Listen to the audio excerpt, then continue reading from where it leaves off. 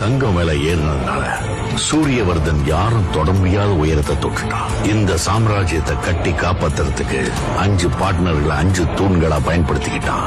Bhargav, Rajendra Desai, Andrews. சூரியவர்தனுக்கு இருந்த பெரிய பலம் அவன் தம்பி அதீரா. அவனோட சாமர்த்தியத்துல கட்டின இந்த கோட்டையில சூரியவர்தனோட மகன் கருடனோட பங்கு இருந்தது. இவங்க 2 பேர் இருந்ததால KGF யாராலும் நெருங்க கூட முடியல. நாங்க ஏற்கனவே ஒருத்தன் தன்னோட கால் தரத்தை பதிச்சுட்டான்னு அவங்க யாருக்குமே தெரியல.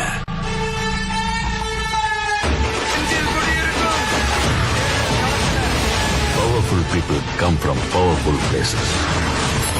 ஆண்ட்ரூஸ் எப்போ பாம்பே லாலிபாப் ராக்கிக்கு அந்த சமுத்திரம் கூட சின்ன குளம் மாதிரி ஆயிடுச்சு.